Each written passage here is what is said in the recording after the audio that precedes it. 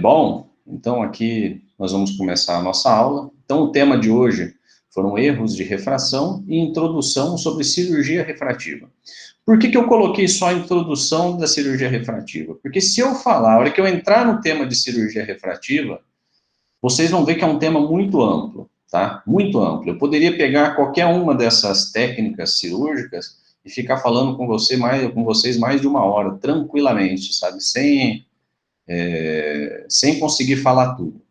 Então, é um tema muito amplo que eu acho que merece um espaço maior para cada uma dessas. Então, mais para frente, podemos fazer um novo encontro, que eu posso falar um pouco mais de cada uma, ou uma outra pessoa pode falar também, tá? Eu acho que vai ficar melhor para vocês. Então, esse tema é um tema muito recorrente no consultório, né? Erros de refração. Então, por que o paciente procura o oftalmologista? Ele pode procurar o oftalmologista por várias causas, né?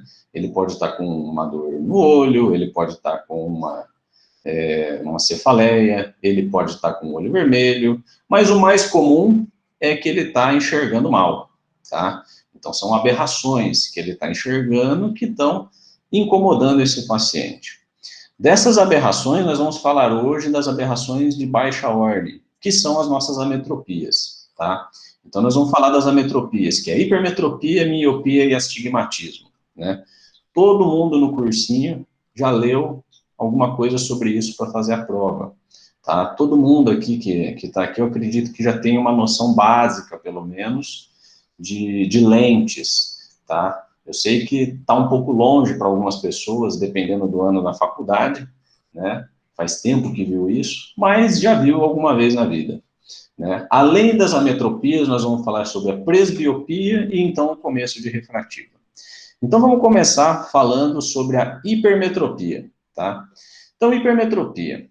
Como é que a gente começa a definir uma hipermetropia? Então, é um olho que tem um poder refrativo insuficiente para o comprimento do olho, tá? Para o comprimento do olho. No cursinho, o professor fala que o hipermétrope, ele tem um olho pequeno, tá? Nós já vamos ver se é só isso mesmo, tá? Então, é uma relação entre o poder refrativo e o comprimento do olho, tá? Se for baixa essa hipermetropia, em geral não afeta a visão, tá? Por quê? Porque a gente tem um poder acomodativo. Na aula de fisiologia de vocês, eu vi que foi falado, acho que alguma coisa a respeito de acomodação, né? Que foi com o doutor Alessandro. Eu vou falar um pouco mais aqui, tá? Vou falar um pouco mais porque isso é um tema muito importante e que impacta todas essas ametropias no exame clínico do oftalmologista, tá certo? Agora, quando eu tenho uma hipermetropia alta, em uma criança, ela pode levar a uma ambliopia. A ambliopia é o não desenvolvimento da visão daquele olho, tá? Então, a gente tem que sempre, pacientes que têm altas hipermetropias, a gente tem que corrigir o quanto antes, tá certo? Muito bem. Então, aqui eu tenho um olho normal. Como que funciona o olho normal? A luz entra pela córnea e ela é refrata para a retina, tá? Então, o foco do conjunto de lente córnea cristalino vai levar a luz para a retina. No hipermétrope, o que acontece? A luz chega, mas ela não foca na retina, como se o foco estivesse atrás, tá? Então, é um foco, é um poder insuficiente para o tamanho do olho, tá certo? Bom, e aí o que acontece, né? A gente tem aqui um problema, né? A gente tem um problema. A gente pode ter, então, um olho que é menor para o poder refrativo, ou simplesmente o olho tem um tamanho normal, mas por algum motivo ele ficou hipermétrope, ele não tem uma correção suficiente. Isso pode acontecer, é comum isso, né? É comum, tá? Principalmente paciente pós-operatório. Se você tiver um cálculo errado de uma lente, de uma catarata, por exemplo, você pode deixar o paciente hipermétrope, tá? E o tamanho do olho dele é normal, né? Então, isso é muito comum, tá? Muito bem. Então, temos aqui a nossa foto do nosso hipermétrope, como que funciona no olho dele, tá certo? Então, é aquilo que eu falei. Um dos motivos é o comprimento axial, eu posso ter uma hipermetropia axial, ou refrativo. O problema está no poder refrativo do olho, tá? Eu considero uma baixa hipermetropia até 3 graus, moderada de 3 a 5, e alta hipermetropia a partir de 5, tá? Existem alguns lugares que não tem essa classificação de moderada, ele já vai de baixo para alta, tá? Então vai até 3 baixa e acima de 3 alta. Enfim, a partir de 3 graus tem bastante aberração o paciente, tá? Bom, acomodação, tá? Então nós vamos falar aqui um pouco, eu vou falar um pouco de acomodação, porque é muito importante, eu não sei se vocês pegaram tudo isso já na última aula, como que é o conceito. Então, nós vamos nivelar todo mundo como se ninguém soubesse o que é isso, tá certo? E aí eu vou falar para vocês uma das teorias que a gente tem sobre a acomodação, tá certo? Então, eu pegar um olho de novo lá, né? Essa foto desse olho vai acompanhar a gente na aula inteira. E aí a gente vai dar um foco só no conjunto de lentes, né? Então, a gente tem córnea, cristalino, tá? E nesse foco de lente, nós vamos pegar mais o quê? A parte do cristalino. Então, em marrom, eu tenho os músculos ciliares, tá? No meio dos músculos ciliares, eu tenho a nossa lente, que é o cristalino. Ligando os músculos ciliares ao cristalino, né, a cápsula do cristalino, nós temos as ônulas, tá certo? Então, tudo está ligado. Quando a gente está em repouso, quando estamos em repouso, esse músculo, ele está relaxado, isso faz com que essas fibras tensionem a cápsula do cristalino e ele fica mais achatado, tá certo? Ele fica mais plano, ele fica do jeito que está ali, tá? Olhando de frente o olho, tá? Esse conjunto acontece 360 graus, tá? Então, é uma representação esquemática do músculo ciliar, ele é muito mais complexo do que isso, tá? Mas basicamente é isso, ele pega 360 graus e o cristalino ele é preso a 360 graus. Quando esse músculo contrai, o que acontece? Eu tenho um relaxamento momentâneo dessas ônulas que permite que a cápsula do cristalino se torne um pouco mais convergente, tá? Ela fica mais gorda, vamos dizer assim, ela forma uma lente mais convergente.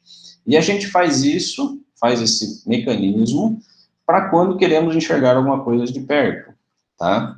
Então, o músculo contrai, ele se aproxima mais do eixo óptico e faz com que o cristalino possa se movimentar, fazer esse jogo, tá? Muito bem. Então, olhando de lado, eu tenho um cristalino que pode estar um pouco mais plano ou um pouco mais curvo, vamos dizer assim, tá? Com poder de convergência diferente. É lógico, pessoal, ele não sai do plano e fica totalmente convergente e não sai de totalmente convergente e vai totalmente para o plano. Ele tem um meio do caminho também, tá certo? Então, se eu tenho um paciente que ele faz 2 graus de acomodação, eu posso atender esse paciente, ele está com 1,5, ele está com 1, entendeu? É por isso que a gente consegue enxergar no celular e quando olha para fora da janela, a gente já consegue focar lá no horizonte, tá? É esse jogo de lente que a gente faz dentro do olho, muito rápido. Muito bem. Então, ainda falando de acomodação, o que isso tem a ver com o olho, vamos dizer assim, né? Então, mais uma vez, um enfoque aqui nas lentes, né?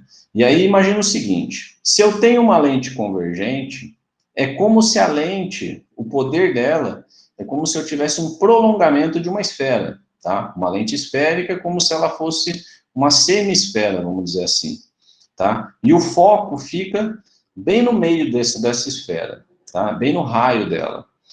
Então, se eu tenho uma lente mais plana, esse raio é maior, tá? Então, a luz vem e foca no meio. Muito bem. Então, independente da onde a luz passe ali, ela vai focar no centro, tá? Essa é a teoria que a gente tem a respeito de lentes. Então, imaginando que a gente tem ali no nosso olho, que o conjunto de córnea cristalino fosse uma lente única, tá? E essa lente única tem um raio, e esse raio tem um foco no meio, eu quero que a minha retina fique exatamente na onde está o foco, certo? Eu não quero que o meu olho seja do tamanho do raio de curvatura, eu quero que ele esteja exatamente no foco. Muito bem. Então, como que eu corrijo isso? Como que eu faço para um paciente hipermétrope voltar a trazer esse foco para a retina, tá? Então, o que eu faço? Eu coloco uma lente que a gente convencionou como positiva, que é uma lente convergente. Então, ela tem as bordas finas, vamos dizer assim, em relação ao centro da lente, tá? Na receita, a gente convencionou isso a ser um grau positivo, tá? Então, muito bem. Então, a luz bate na lente e conserta para a retina. Lente positiva.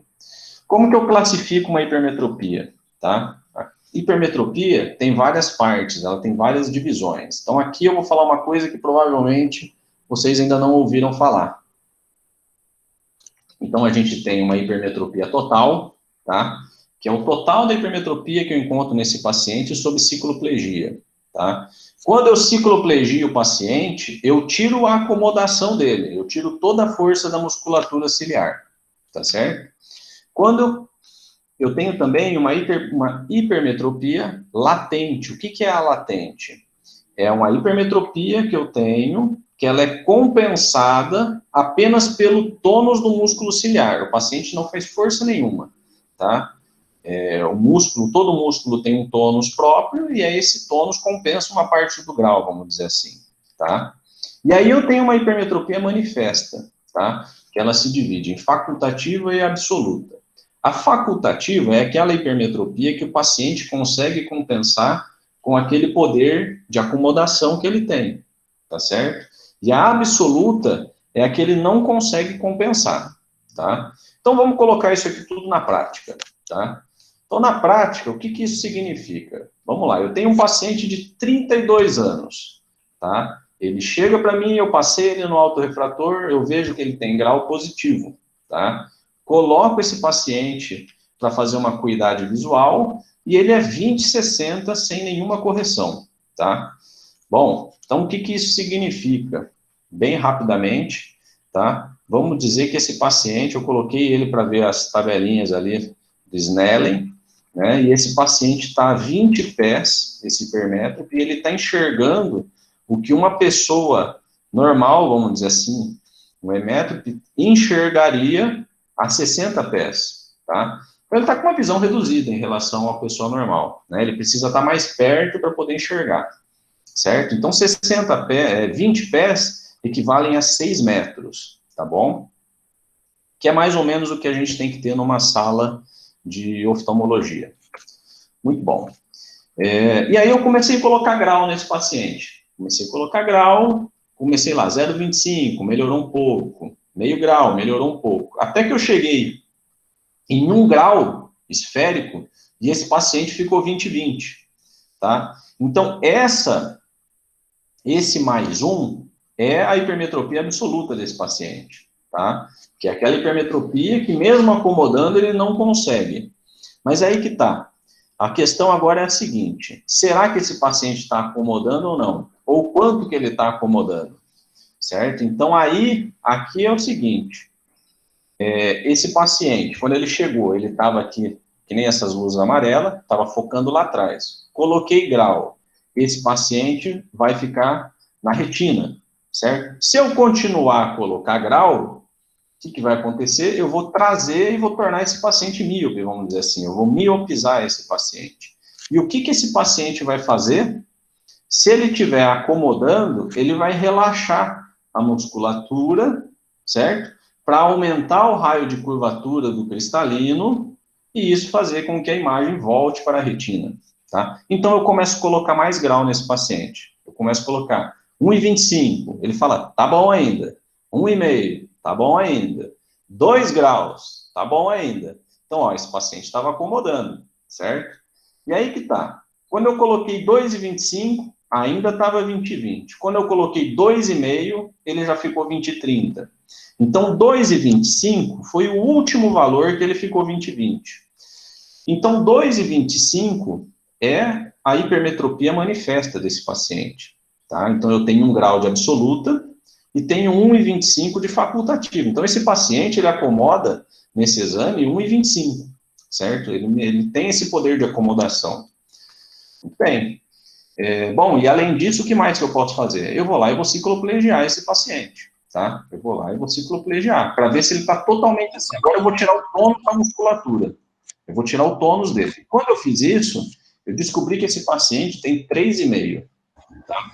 Então, esse paciente tem uma hipermetropia total de 3,5, 1,25 de latente, né? Porque é os 3,5 menos a manifesta, que é 2,25.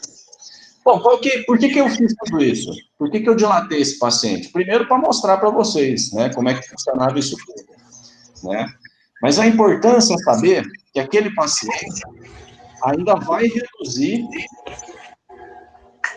tem alguém dando retorno aí, eu acho, esse paciente ainda vai ter um aumento da hipermetropia dele manifesta, certo? Ele vai aumentar, porque o tônus muscular dele ainda está compensando 1,25, tá certo? Ele está compensando isso. E com o passar do tempo, esse tônus vai diminuir e nós vamos chegar na hipermetropia total desse paciente. Bom, de hipermetropia, é isso, tá? Então, deixa eu tomar uma água aqui e nós vamos para miopia. Bom, a miopia, o que a gente tem? A gente tem que na criança ela não é para ser muito comum, tá? Então, menos de 2% dos pacientes até 7 anos tem a miopia. Só que esse valor aumenta, tá? Então, até os 15, nós temos 20%, tá? Até os 40 anos, a gente tem de 25 a 35% das pessoas míopes, tá?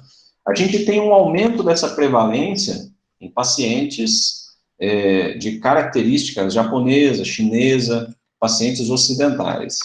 Temos também um aumento, uma pesquisa que diz que tem um aumento da miopia em pacientes com maior nível de educação, vamos dizer assim, tá? Então, pode ter um componente relacionado à quantidade de leitura para perto na infância, tá? Esse é um outro aspecto que ainda não tem um consenso, mas tem muitas evidências que dizem isso, tá certo? Bom, foi isso que eu acabei de falar. A miopia, o que a gente tem, então? Qual que é o conceito? É o contrário da hipermetropia. Então, é um poder refrativo excessivo para o comprimento axial, tá? Então, ele causa uma baixa acuidade para longe, ele pode ser constante ou intermitente, depende da acomodação do paciente, depende do poder de acomodação desse paciente. Então, eu tenho lá um poder maximetria e eu tenho um olho que tem um poder maior do que deveria ter, tá certo? Muito bem. Como que eu classifico? Eu tenho diversas classificações para miopia, diversas, tá? Eu tenho quanto ao aspecto anatômico, tá? Então, eu posso ter um olho maior do que o poder refrativo, então um olho grande, suficiente, que mesmo que o poder refrativo seja normal, ele não consegue compensar esse tamanho de olho. Eu posso ter também um poder refrativo excessivo por comprimento axial, muito comum no pós-operatório, muito comum, principalmente de catarata, tá? Muitas vezes a gente provoca uma miopia no paciente por querer, tá?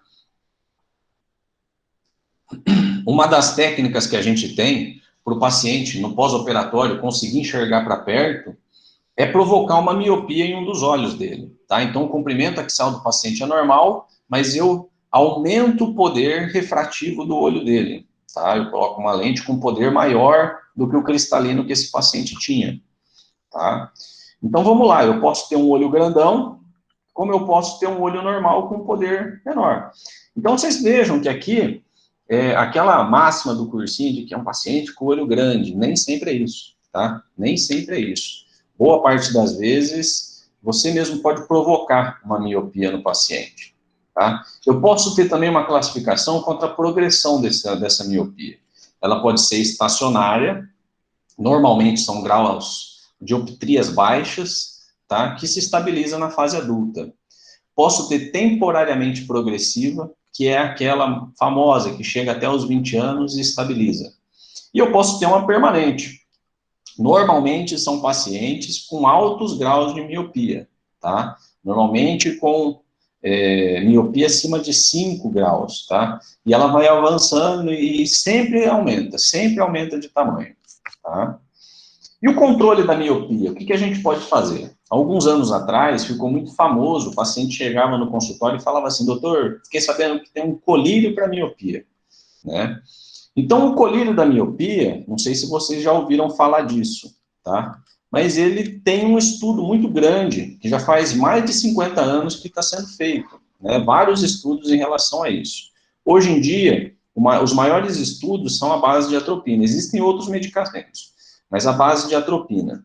Então, é uso uma vez por dia, tá? Desse colírio, e numa determinada dosagem, e a criança começa na infância, tá? Começa perto dos 6 anos e vai até a fase da adolescência, tá certo? Esse colírio não é para tirar a miopia do paciente, o paciente não vai se livrar da miopia, vai diminuir a progressão desse grau, dessa dioptria, com o decorrer dos anos, tá certo? Então, se o paciente, quando você começar, tem 2 graus, esses 2 graus não vai sumir, essas 2 dioptrias de miopia não vão sumir, ela vai diminuir a progressão disso, porque como a gente viu, normalmente ela progride, tá certo?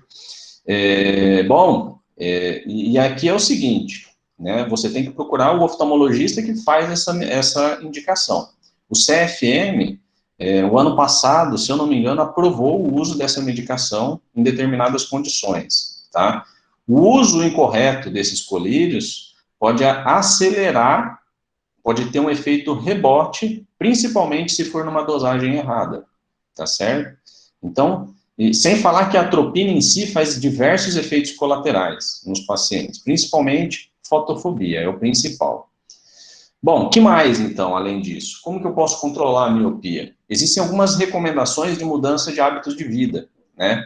Então, intervalos de leitura a cada 30 minutos.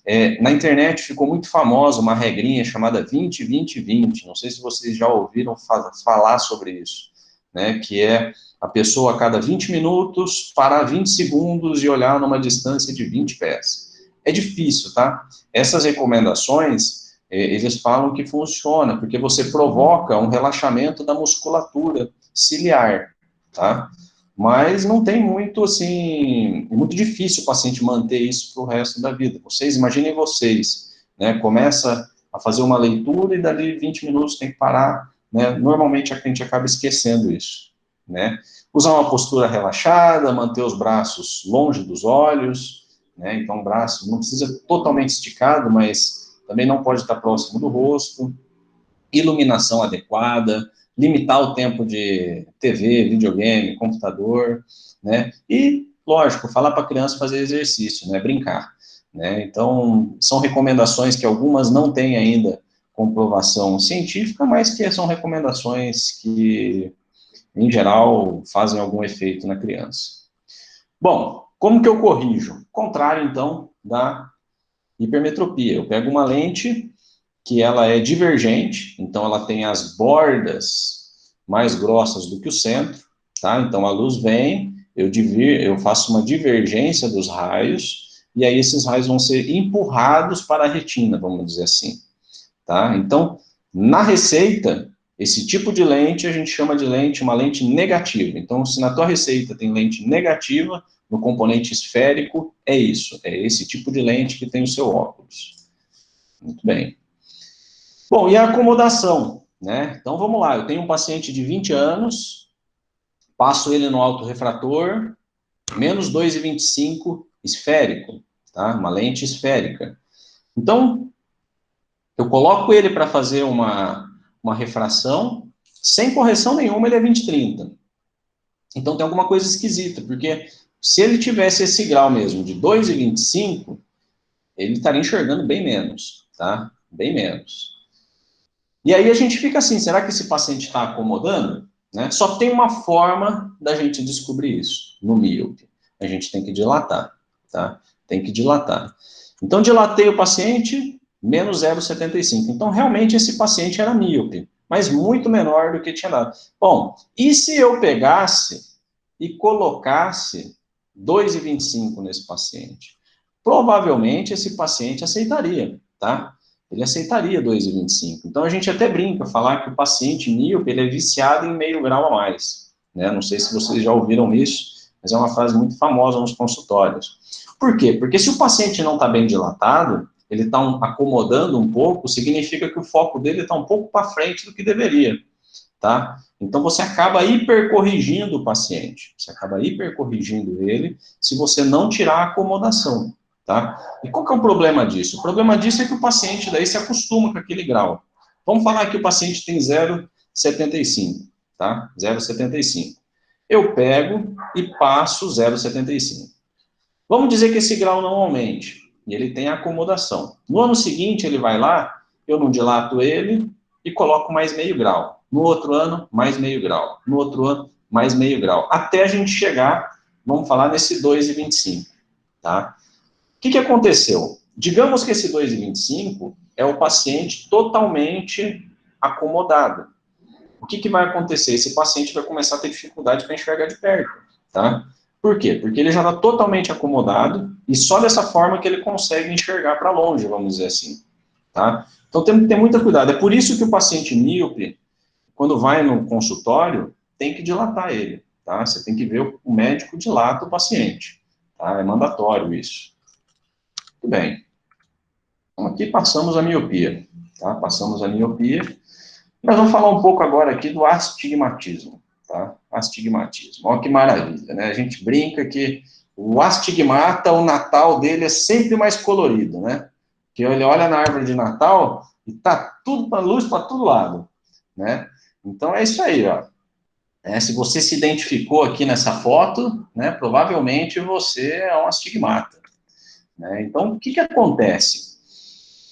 A nossa córnea, ela não é completamente esférica, né? Ela tem um desenho mais asférico, né? Um desenho asférico que a gente tem na córnea, e a gente tem, em geral, 2 meridianos com poderes diferentes no nosso olho, tá? Basicamente é isso. Então, eu tenho um meridiano, vamos falar na vertical, e um outro meridiano 90 graus a ele, tá? Muito bem. Qual que é a questão disso? A questão é que essa diferença que a gente tem entre esses meridianos provocam no olho focos diferentes de imagem, tá? E isso, quando o paciente não é corrigido, ele tem dor de cabeça, cansa, tem um desconforto, porque ele não consegue achar um lugar bom para ficar enxergando totalmente nítido, né? A correção desse tipo de paciente é muito difícil de fazer. Dificilmente o paciente que tem um grau de astigmatismo, eu consigo passar tudo isso para ele, tá? Porque ele tem que acostumar com o grau, vamos dizer assim, tá? Ele tem que ir acostumando, ele vai acostumando com a diminuição das aberrações, senão ele não consegue se adaptar. Por exemplo, paciente com 3 graus, dificilmente eu vou passar na primeira consulta essas 3 dioptrias, tá? Bom, o lado bom é que a grande maioria dos pacientes tem um grau menor que 2 dioptrias de astigmatismo, né? Então, só 2 a 6% dos pacientes têm um grau maior que isso. Como que eu classifico? Então, eu classifico ele como regular, né? Que é aquele caso que eu falei, 2 meridianos, 90 graus entre eles, tá? E irregular, que são pacientes que têm 2 meridianos, mas não são ângulos retos entre eles, tá? São ângulos diferentes. E, bom, a grande maioria dos astigmatismos, a grande maior parte dos astigmatismos são causados pela córnea, tá? A córnea causa a maior parte dos astigmatismos. Mas ela também pode ser causada pelo cristalino. O cristalino também pode ter algum componente que está causando um astigmatismo. A gente chama de astigmatismo residual, o do cristalino, né? E também pode ser da retina. Então, tem várias partes. Às vezes, o que a gente está achando, que você está tratando no óculos, é uma resultante de vários astigmatismos que o paciente tem dentro do olho, tá certo? Então, isso provoca, às vezes, algumas aberrações que hoje nós não vamos falar, tá certo? Mas mais para frente, se vocês quiserem, a gente pode comentar um pouco mais sobre isso. Bom, nas classificações dos astigmatismos, a gente tem aqui o quê? A gente tem o paciente com a regra que a gente fala, que são pacientes que têm um meridiano de menor poder refrativo na horizontal. Então, esse paciente vai estar ali, entre 20 e 60 graus. O astigmatismo dele vai estar naquela faixa verde. Eu posso ter contra-regra, que é de 70 a 120, que é aquela na faixa vermelha. Ou eu posso ter oblíquo, que é no que restou, tá? De 20 a 70 ou de 110 a 160. E por que isso é importante? A grande maioria dos astigmatismos estão na horizontal, estão com a regra, tá? Principalmente na faixa mais jovem. Uma das teorias é que o peso da pálpebra causa isso, causa esse astigmatismo a favor da regra. Conforme nós vamos envelhecendo, as pessoas vão diminuindo o peso da pálpebra e tendem a se tornar oblíquo ou contra a regra, tá certo? Não são todas as pessoas que são assim, mas é uma das causas de mudança de astigmatismo, tá certo? O paciente que ele é a favor da regra, normalmente ele tem uma qualidade de visão melhor, tá? Ele tem uma qualidade de visão melhor.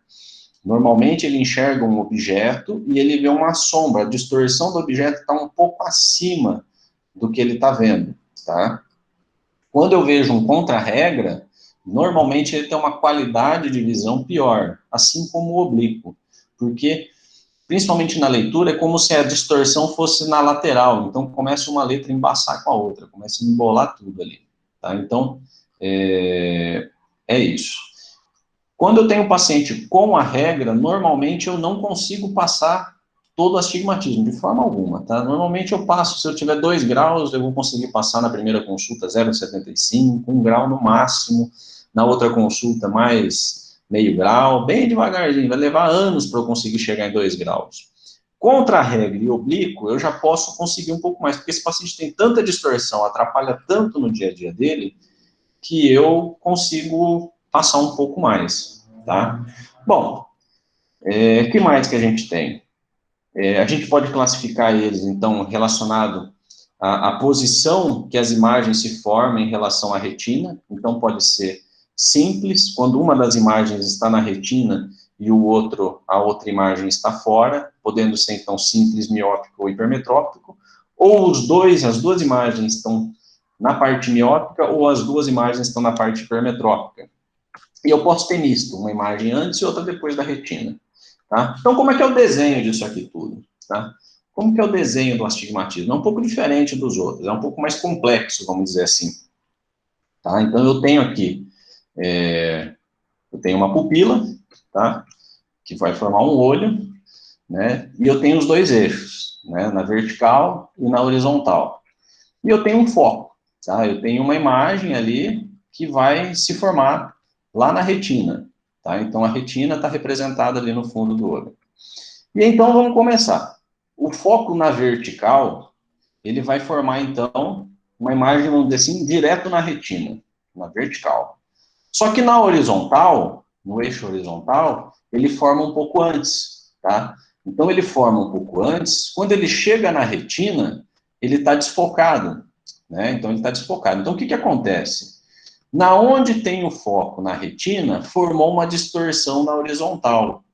Na onde tem o foco na vertical, que é uma parte miópica, vamos dizer assim, eu tenho uma distorção na vertical. Então, independente de onde focou, na vertical ou na horizontal, eu tenho um desfoque no eixo contrário, tá? Então, ali virou uma bagunça, certo? E aí vem alguns conceitos importantes, tá? Eu tenho um intervalo astigmático, que é esse intervalo entre um foco e o outro. Então, eu tenho um foco principal, né? Eu tenho um foco primário tangencial e um outro sagital, certo? E no meio desses dois, eu tenho um ponto muito importante que a gente chama de círculo de menor confusão, tá? Então, o astigmata, sem correção, ele não tem um foco único, ele tem um lugar que tem uma menor distorção, que é no meio entre os dois focos, sagital e tangencial, tá? E o nome disso a gente chama de equivalente esférico, tá? Então, às vezes, no paciente, principalmente quando é um astigmatismo irregular, a gente tem que focar, tentar achar o círculo de menor confusão desse paciente. Eu não vou conseguir achar um foco único para ele, tá? Quando eu começo a compensar um eixo no astigmatismo irregular, eu começo a descompensar outro, e aí eu formo outro ponto de menor confusão, tá? Então, o astigmatismo é isso, tá? Eu não consigo um foco único. Bom, e aí como é que eu corrijo o astigmatismo, tá? Como é que eu corrijo? Quando eu tenho essa imagem aqui, de novo, se eu colocar uma lente esférica, eu vou empurrar, vamos falar assim, que eu coloque uma lente esférica negativa para compensar o azul, o foco azul, eu vou empurrar para a retina o foco azul, mas eu vou passar o foco vermelho para trás da retina, tá? A lente esférica, ela pega em todos os eixos, tá? Da mesma forma, se eu colocasse uma lente negativa, esférica, eu traria os dois focos para mais próximo da córnea, vamos dizer assim. Então, eu preciso compensar só um eixo.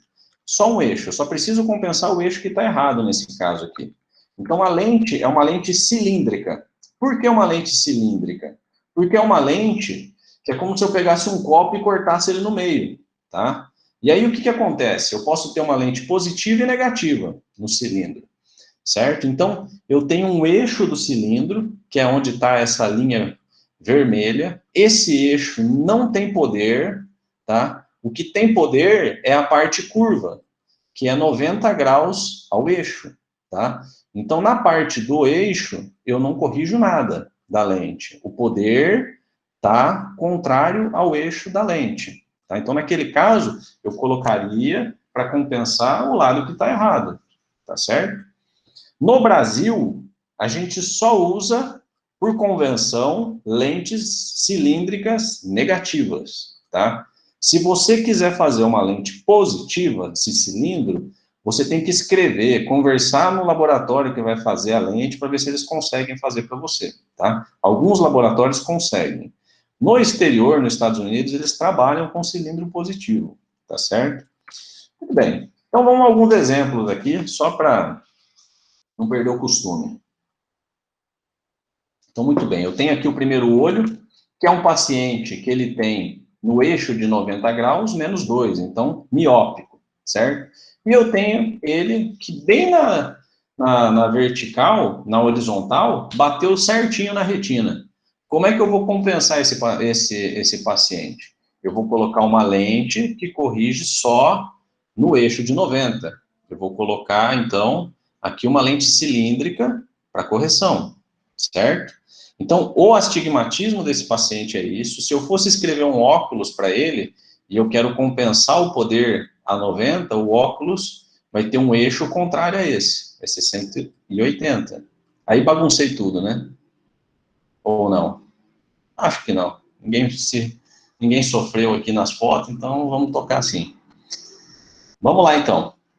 Se eu pegar um outro paciente, que eu tenho um eixo de 90 na retina, e o outro mais um, a refração desse paciente vai ser plano mais 1 a 180.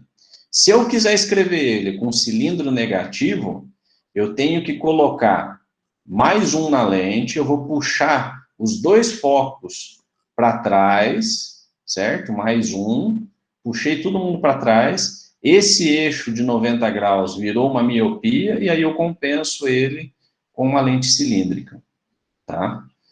Muito bem, aqui é um paciente hipermetrópico simples. E para terminar, a gente vai pegar um misto, tá? Esse paciente aqui, então, ele tem menos 2 a 90 e mais 1 a 180. Eu posso escrever isso aqui de duas formas, tá? Eu posso escrever ele mais 1, puxei tudo para perto da retina, né? Puxei esse foco positivo para a retina. Então, esse que era menos 2 virou menos 3, certo? Eu puxei ele um pouco mais para próximo da córnea. Então, eu compenso com 3 graus. E o contrário seria isso, eu empurraria tudo mais para frente, né? Eu empurraria esse foco menos 2 para a retina, né? Eu andaria 2 dioptrias para frente, consequentemente, esse mais 1 também andaria mais 2 para frente, e eu corrigiria com mais 3 de cilindro positivo, tá? Então, são várias formas de você corrigir um astigmatismo. Muito bem. Então, acabamos com as ametropias, vamos falar de presbiopia, tá? Presbiopia.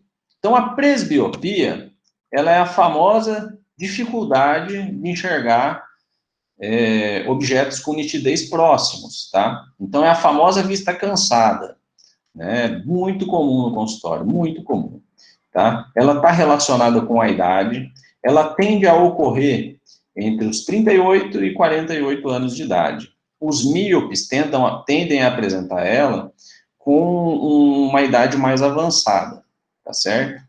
Então, o que que acontece? São três coisas que acontecem com a idade que fazem com que a pessoa tenha presbiopia. A primeira delas é uma perda de complacência do cristalino para acomodação. Então, eu tenho uma diminuição daquele mecanismo de acomodação que a gente conversou um pouco antes, tá? Eu tenho um deslocamento anterior das fibras onulares. E isso faz com que elas percam um pouco de tensão, tá?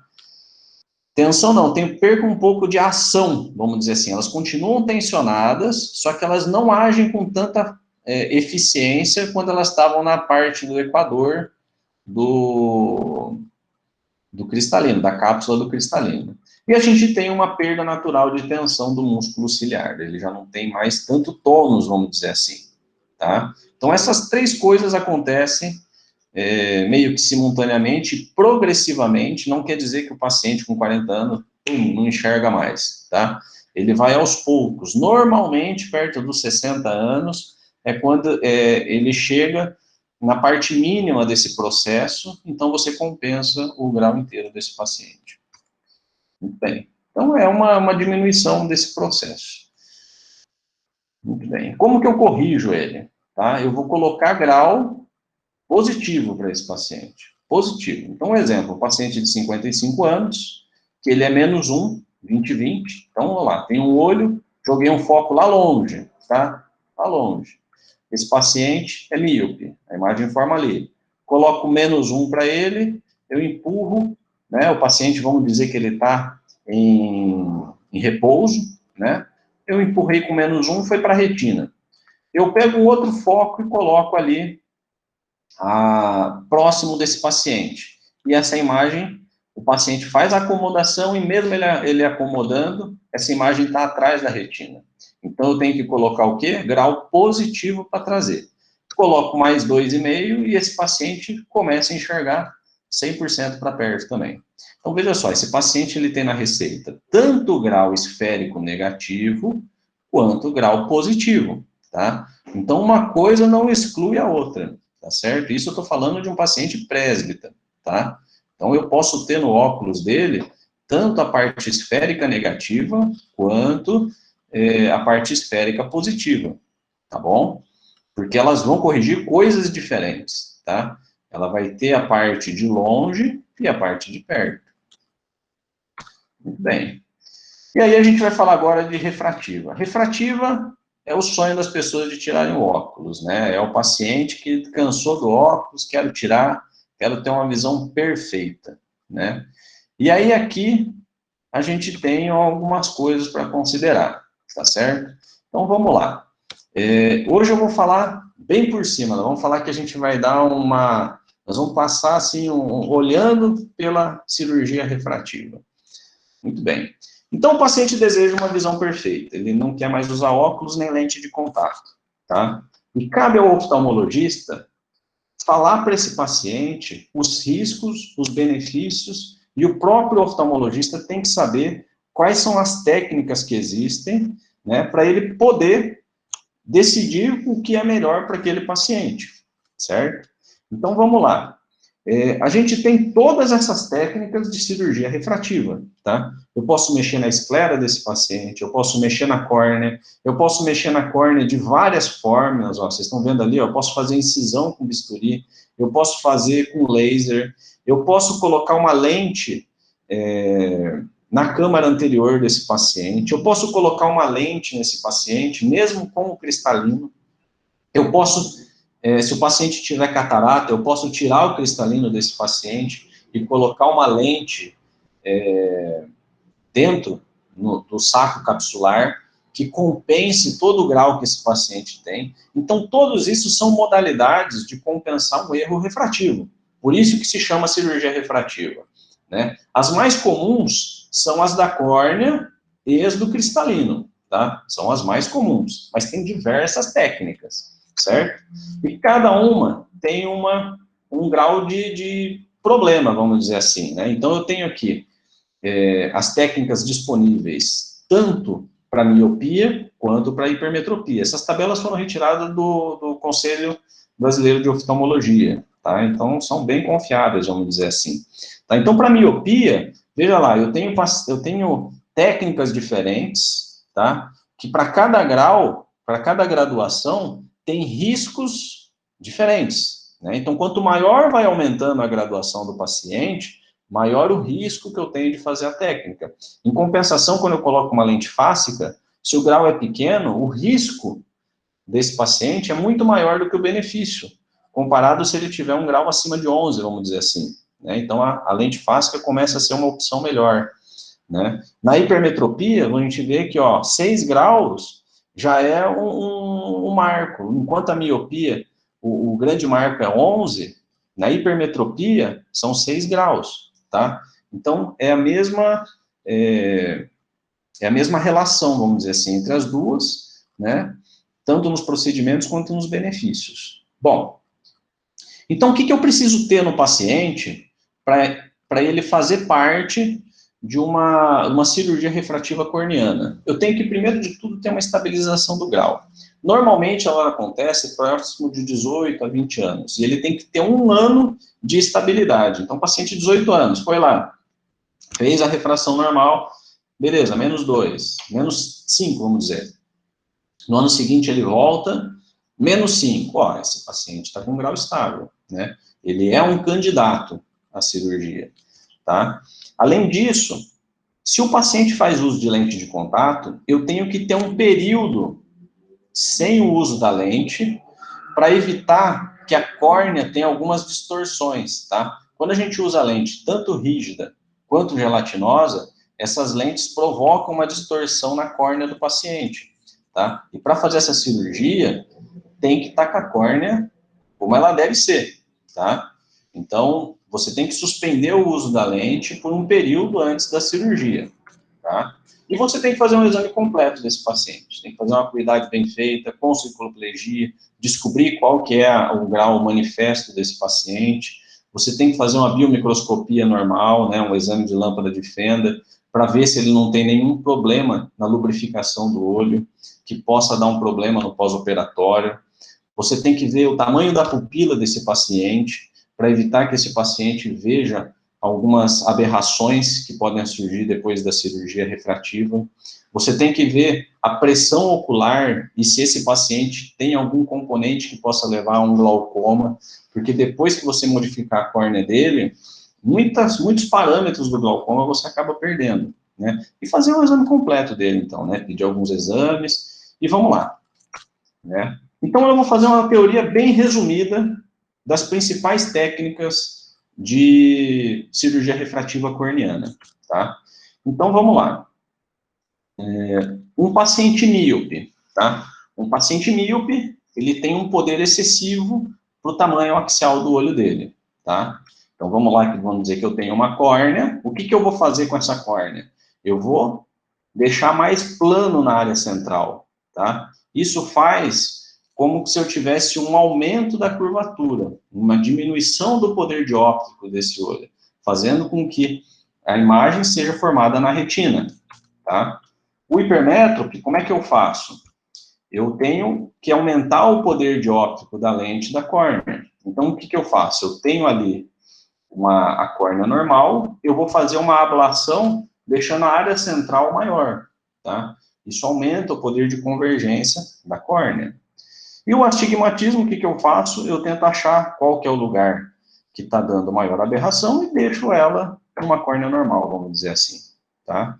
Tento deixar ela simétrica.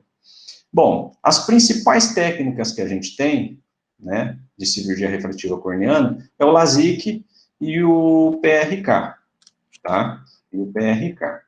Quando a gente pega aqui a córnea tem 5 camadas, né? Você já tiver a anatomia da córnea. Deixa eu voltar um pouco ali, para quem não se atentou lembrar. Então, a gente tem o epitélio, camada de Bowman, estroma, membrana de Descemet e endotélio, né? Então, O estroma é a camada que ocupa praticamente 90% da superfície corneana, tá? O epitélio, mais ou menos uns 5 a 10. E os outros são membranas bem finas, tá certo? Bom, o que eu faço no LASIK? Eu vou pegar, programar uma altura para o flap e eu vou fazer um flap. Eu vou cortar nessa parte do estroma, retirando estroma, epitélio, Bowman e uma parte do estroma. Vou deixar o estroma exposto e vou aplicar o laser, o excimer laser. Esse excimer laser vai desenhar a córnea na forma com que eu quero e eu vou voltar o flap para proteção desse olho, tá? Eu vou voltar o flap ali. Então, eu posso fazer esse corte ou manual com um microcerátomo ou com laser de femtosegundo, tá?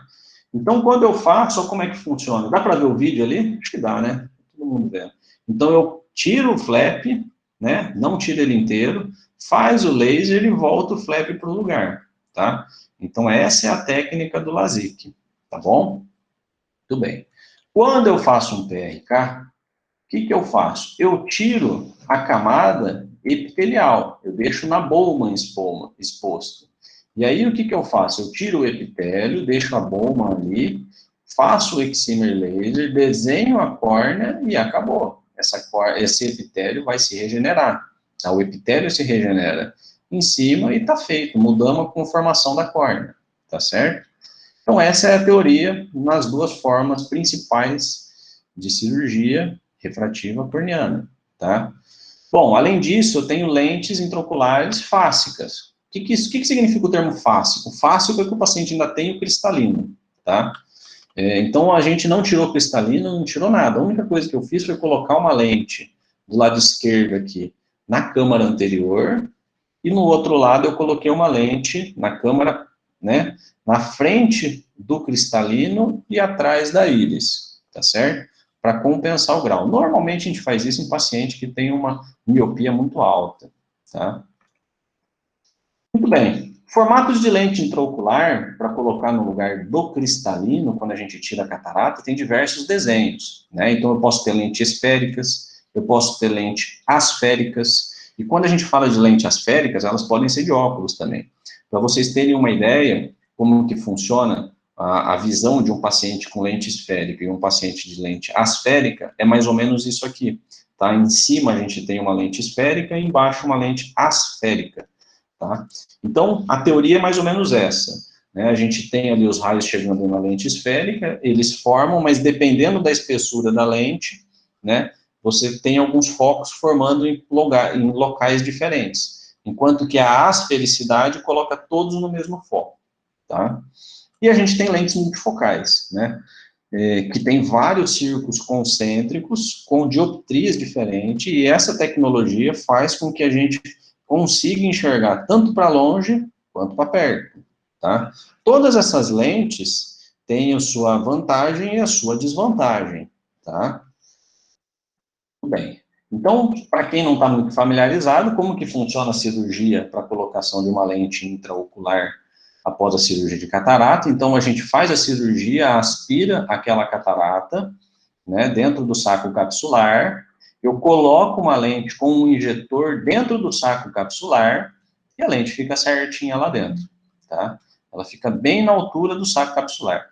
Esse paciente, quando a gente coloca uma lente dentro do olho dele, ele não faz mais acomodação, certo? Acabou a acomodação desse paciente, mesmo que seja uma criança, tá? Não tem, acabou a acomodação, por quê? Porque agora eu tenho uma lente fixa no olho dele, tá? É isso aí, pessoal.